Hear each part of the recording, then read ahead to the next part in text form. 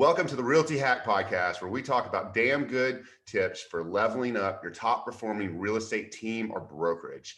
Today's topic is about selling luxury real estate in Austin with special guest Wade Giles.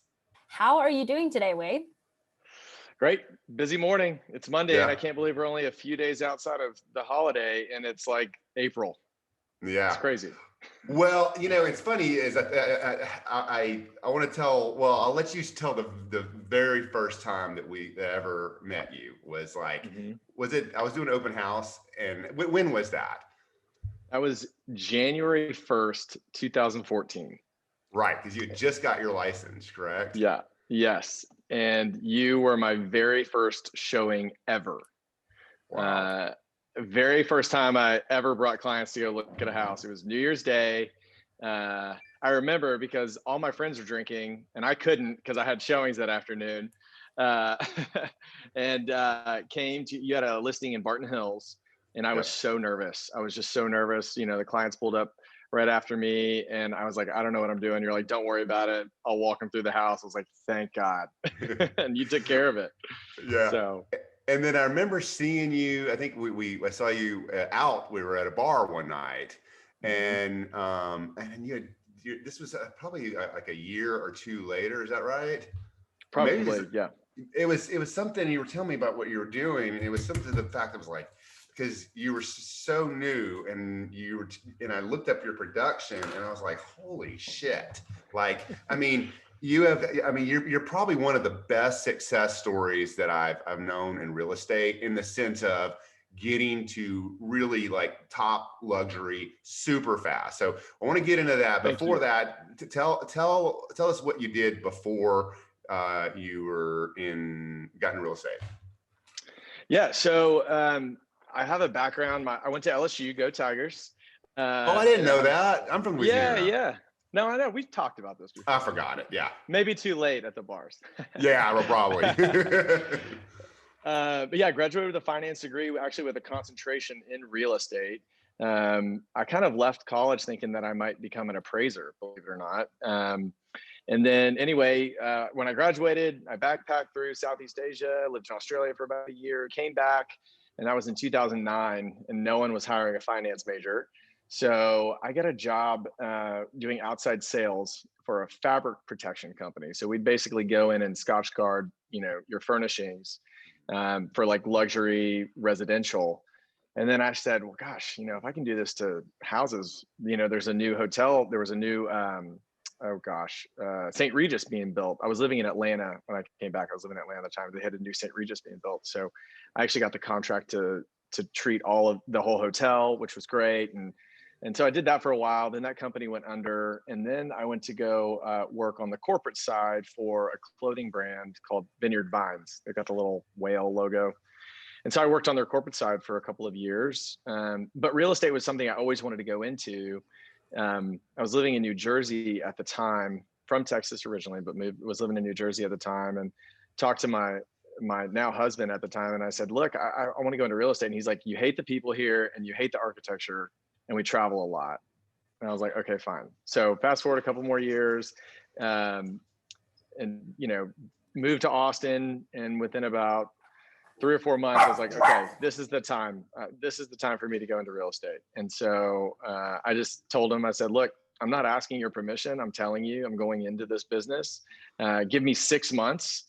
And if after 6 months it's not working out, I'll go do something else. And which is, in hindsight, 6 months is no time to get into real estate, at all. I had no idea what I was putting myself up against. But fortunately for me, I was able to get a couple sales under my belt in the first couple of months of being in the business, and it's kind of been history ever since. So, okay. And I think that one of the interesting things about that is that not only are you new to real estate, but you're new to Austin, right? Mm-hmm.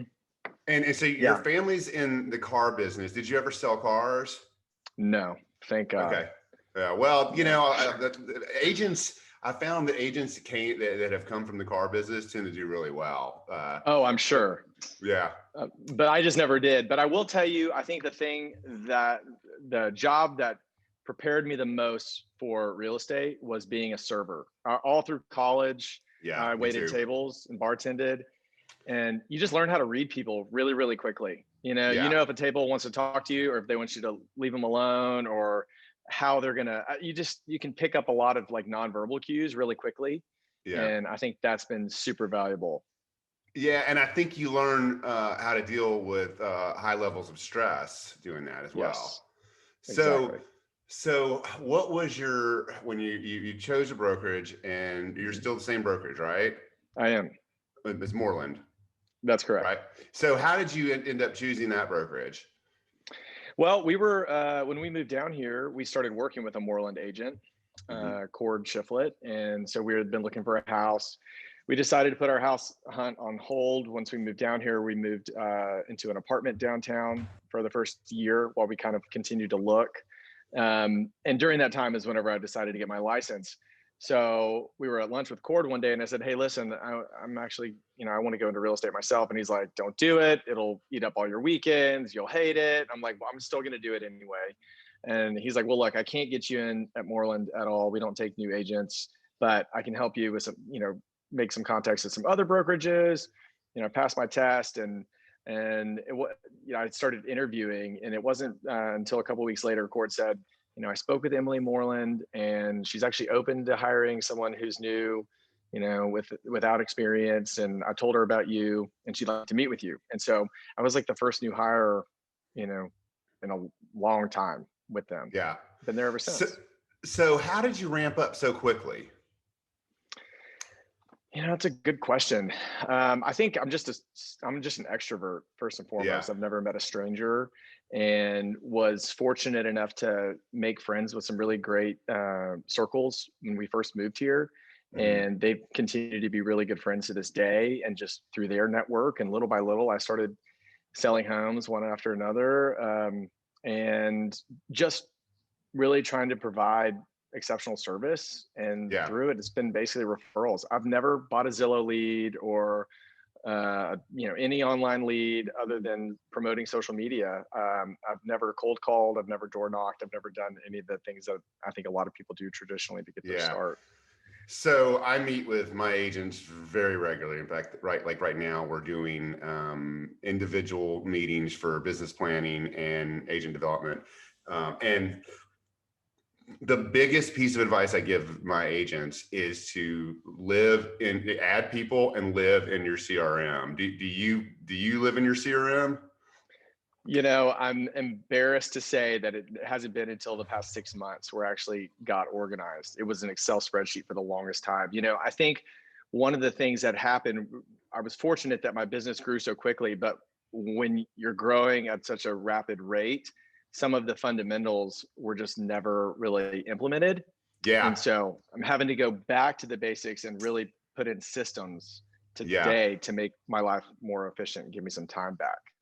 Yeah, I can totally relate to that, because when I got into the business, I had a partner that was a California broker that was sending, investors just tons of them. Like, right when I got into the business, we were selling duplexes and fourplexes. I remember my first year of real estate. Now, he had a huge company in California, but I remember looking at a whiteboard, and we had 35 investment properties under contract at one time, Wow. and just flying by the seat of my pants. And what's interesting is, like, really everything that I've learned in real estate. I've been in real estate for 16 years, but having to relearn everything in the past, like, 7, 8 years, especially when building a team. Right. So, uh, what advice would you give an agent that is just starting out? To focus on what you're good at and try to outsource the rest. But do what you're good at. I'm not good at back end contract to close stuff. I hate that stuff. I'm not a Yeah. details person. I'm a big picture person. I want to go out there and show property and meet with people, give back to the community. That's where I excel. That's where I shine. But sitting here in the back doing paperwork, now granted, I had to do it in the beginning on my own, like everyone else Sure. does. I couldn't afford a transaction coordinator, but as soon as I was able to, I did do that, and it freed me up to do what I enjoy doing and what I do best. Yeah. So I think that's the first thing, but also just to really try to come up with systems you don't need to reinvent the wheel, but implement those systems early on. I think in the long run, when you're running around like crazy, it's just going to be so much more beneficial. Yeah. Also, I go through these pretty often, but a journal where I have to write things down, and I just take notes. And then that way, days later, I can go back through and see if I'm missing anything on my to-do list or a refresh from a call or so on and so forth. That's been really helpful for me. Some people use their phone with notes. I find it helpful to just have a journal. Before I got journals, I would have pieces of paper everywhere. And then guess what happens? Someone throws it away and I've lost someone's phone number or whatnot. So having one place to go has been helpful. That's so great because I have the exact same journal. I love Do you it. really? It's fantastic. It's my favorite. That's awesome. Yeah, I go through them all the time. They're great. Well, we use Follow Up Boss as our CRM, and we implemented an upgrade on there that records every call. And so I switched my phone number on my email and my signature to that number.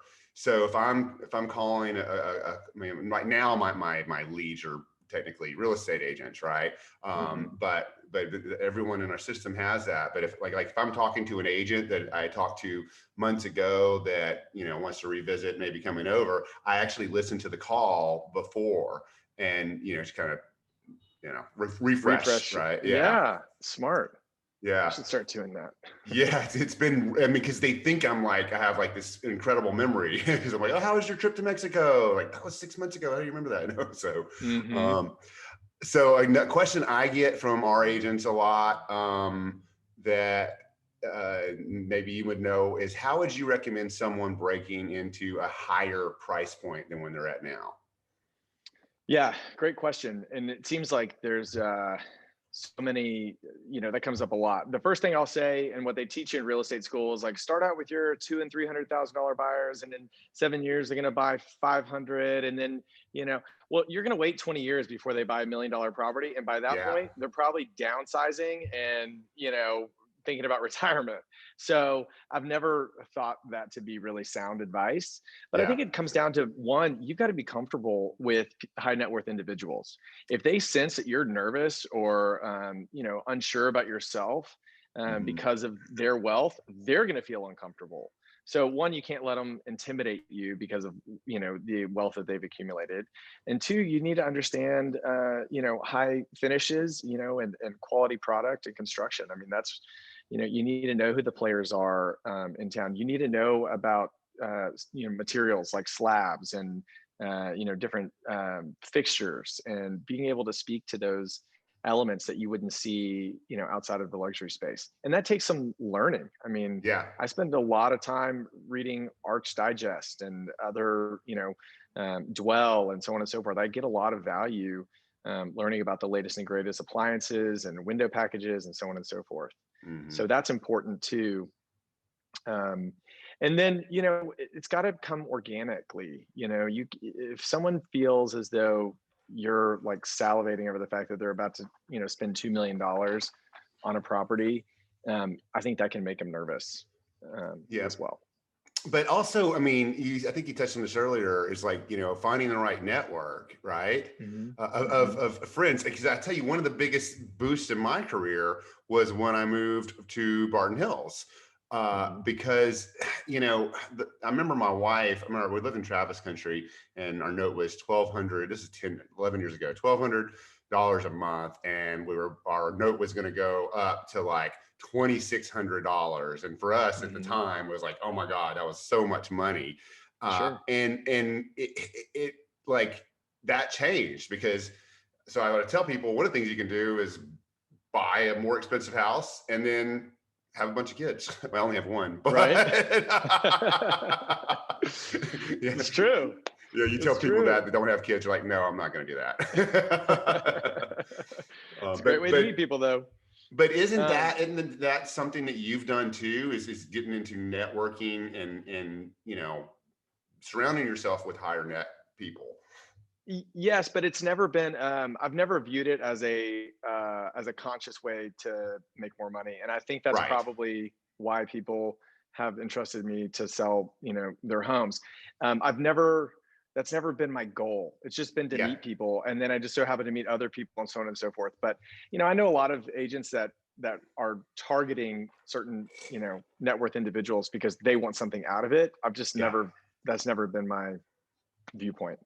No. And I will say this, I mean, we've been in, committees together, and you are probably, well, you're not probably, you're the most down to earth luxury real estate agent that I know. And what I mean by that is that, like, sometimes you get, not with all of them, but a lot of them, you get this air about it, and I feel like you could sell I could be talking to you about a $250,000 house or a $3 million house, and it's just going to be the same, the way you conduct yourself. So I've always been really impressed. I have one more question for you.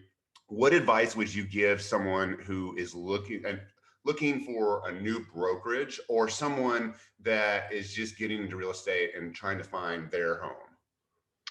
Yeah, company culture, I think, is huge, and having people that are willing to mentor you. And for me, when I got to Moreland, they're all seasoned agents. They're all really, really busy. I learned very quickly that there wasn't really it's not a Keller Williams training program that's super in depth. And so a lot of it was like, fly by the seat of your pants. But I had a group of several agents that I could call. I'd call one with one question, another with another question. Yeah. And shortly thereafter realized that there was one guy in particular, Clay McLaughlin, who is one of my best friends to this day, spoke at my wedding, and I talk to him daily. But he's been my mentor, and I call him with crazy situations that come up on a regular basis. And so just having a group of support that you can pick up the phone, you don't feel dumb for asking a stupid question. And, that's been really, really helpful. Yeah, cool. Good advice. And the other thing I would say, touching on your previous thing, and thank you again, that was very nice what you had to say about being down to earth. But when I first got in the business, I thought in order for me to represent my clients best, that I needed to be super combative in a transaction, because that was me proving my worth. What I realized shortly thereafter, that was just me and my insecurity. And not knowing how to handle a situation. So I was going with this aggressive attitude. And as soon as I learned that and changed my tune and was like, hey, other agent, we're in this together to get this thing closed and make both of our clients happy, it changed everything for me. I think having good relationships with other agents is so critical. It's helped me win multiple offers. It makes transactions go better. It's just such an integral part that I think a lot of people don't focus on. Big time. And that's been one of it's collaborative negotiations, right? And networking with other agents. And I've literally had many times agents that have talked to another listing agent and some of my agents. And, they said that I think that, the fact that I'm with you has helped because I'm just a nice guy, So that's a huge piece of advice. Kelly, we have Kelly here as the non-real estate agent person, so sometimes she'll have some questions. Do you have anything you wanted to ask? You guys really covered everything. The only real question that I have is to pick Wade's brain a little bit. At what point did you realize that what you're doing is something that's like formidable, bigger than you even? Because I know when I was doing a little bit of research about you for the podcast, I saw that you are in the Elite 25 Austin Luxury League. That's an accomplishment in of itself. Like, at what point did you realize that you made it, for lack of better word? Good question. That was a goal when I first got in the business. I was like, I want to be in that Elite 25. I would see the ads in the magazines and stuff, and I was like, that's a goal. And fortunately for me, I was able to get there. I think in my third or fourth year of being in the business, and that was a huge milestone for me. But yeah, it was pretty quick, and have been ever since, and very fortunate and feel very thankful that I'm in that group. But that's and while that's wonderful, what I think has been more important is helping people just make their dreams come true. When you're helping a client buy or sell a home, you're at like a chapter in their book. This is a new chapter. It's either closing one or opening up another, or both. And you're seeing them in a very vulnerable time. So to be someone to help guide them through that process and help them achieve their goals, I think is the most beneficial thing. This year, I think my biggest win so far this year was getting my clients into a lease. Their house was under contract. They really had nowhere else to go. No, but it was getting them into a lease. When I called, there were multiple offers on this lease. When I called them to tell them that we got them the property, I mean, they both just cried on the phone. And I just knew how important that was to them. So, it's not about the money. It's about making people's dreams come true. Absolutely. Well, I'm so glad you did this with us, because you've had such a run up in such a short period. Not that it's been short now, but like, but like your success, I mean, it couldn't happen to a nicer guy. And I love it when people are just really good people win, because the worst thing is when you have bad people that are successful. It just drives me crazy. So what about where can people find you? I know one of our agents is a Instagram girl, and she did a presentation without prompting. She's like, check out this guy Wade. So what are your handles? Yeah, Wade ATX is my Instagram, Facebook, LinkedIn. My website's wadeatx.com. It's pretty much everything. You can find me there. Yeah. All right, Wade. Well, yeah, thanks for being on our little program here. Well, thank you guys for having me. It was a pleasure. Y'all have a great day. You too. You too. Okay. Bye.